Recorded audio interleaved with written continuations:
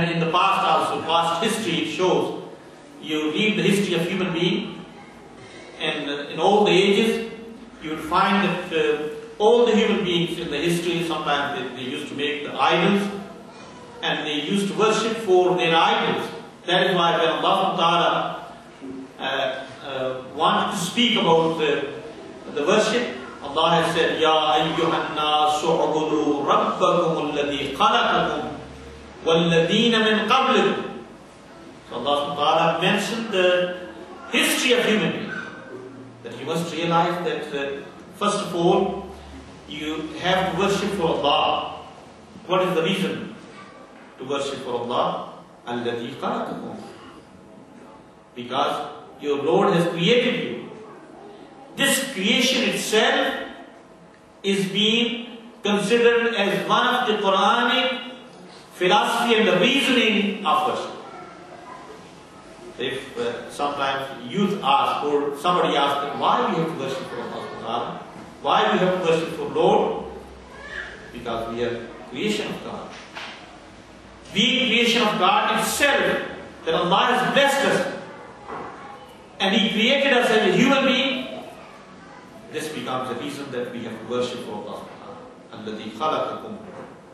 And not only you, but min qablikum, all those who have lived in the past.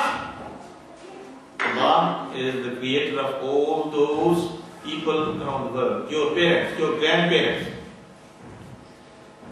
We are the inheritor of the past nations. There were nations living in this city in the past, and now we are living over there. In the houses where we live, brothers and sisters, have you ever realized that how many people in the history, millions of people would have lived in this place as well? Sometimes I've read the statement of Mawla al-Muwahhideen Amirul Mu'mineen alayhi salatu wassalam.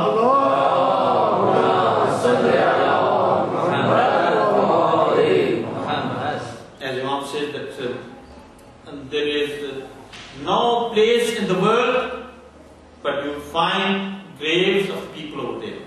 So we are living on the graveyard of the world. Everywhere somebody is buried, of course. Because millions of people, they have lived on this earth, and then they were being vanished. Sometimes because of the flood, sometimes because of some other hurricanes and different types of the problems and difficulties on this earth that has occurred. And they have been removed, they have been demolished, the houses have been demolished, they have been vanished. So today, for example, we are sitting over here, there is possibility that many people would be buried underneath that. And this earth is covering those people. That is why it's been said, إِذَا زُلْزِلَتِ الْأَرْضُ زِلْزَالَهَا وَأَخْرَجَتِ الْأَرْضُ أَثْقَالَهَا. And there will be an earthquake. And you will find that this earth is going to bring out all those baby things underneath, remaining this earth, under this floor. So don't walk on this earth with pride that you are the only person that you are walking today. When you are being blessed to have a house, don't think that this is the first time that you have this house. Don't think this property is being given only to you.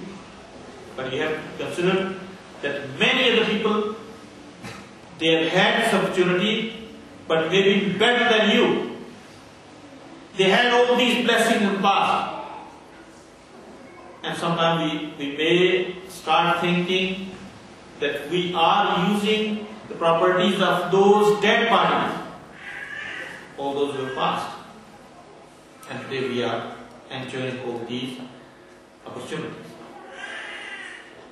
So in the history, the people have lived on this earth.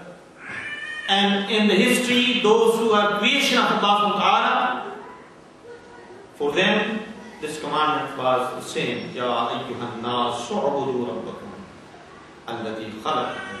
This creation is blessing of Allah. and thinking about the past, thinking about the people, those who lived in the past, is also our responsibility. That we have to match the history.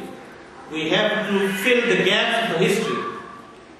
And we have to start thinking that this world is like a global village. Starting from Adam alayhi salam. So yesterday, just yesterday, Adam alayhi salam was living on this earth.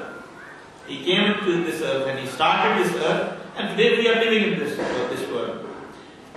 And tomorrow, there will be a day that this earth will be wrapped up. Allah subhanahu wa ta'ala is going to ask that we have to come before Allah. And everybody has to stand before Allah subhanahu wa ta'ala. This is a short history of human being, brothers and sisters. As sometimes Amir al-Mu'mineen, when concludes this world, he says that world is only 2 days. Yes, we think that it's years and years, 60 years and 70 years sometimes, and thousands of years are past, and maybe thousands of years are going to remain. But when Amir al-Mu'mineen looks at whole world, and he wants to define this world, he said it's only 2 days. Yawmun laka wa yawmun alayk. 1 day is in your benefit, and another day when you are going to be accountable before Allah. That day is difficult. Yawmun alayk.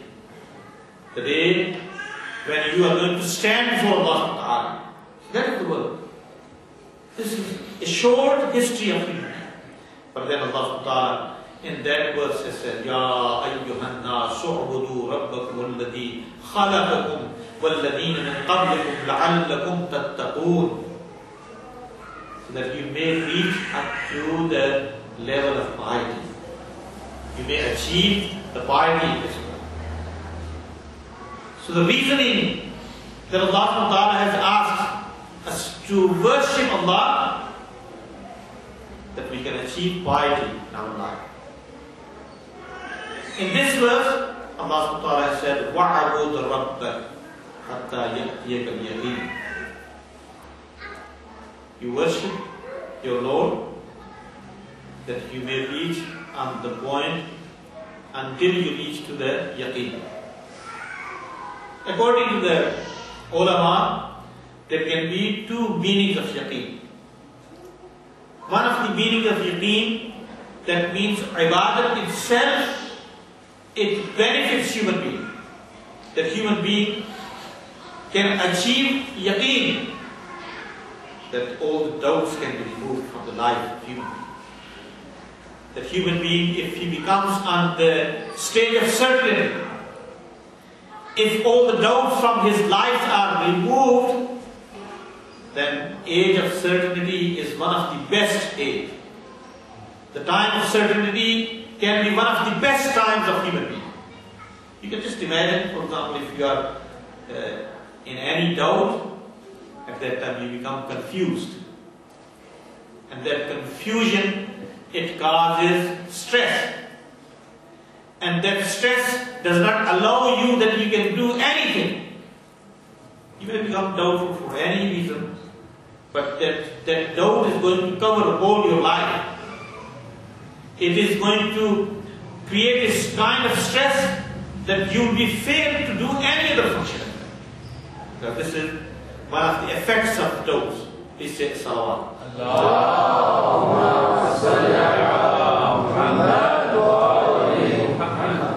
So that means to come out from this stressful life, to come out from this confusion, to come out from this doubt, it is important that human being has to achieve certainty. Human being has to reach up to the yaqeen, up to the confidence. We can understand that ibadat itself, it gives us that confidence to live in this world.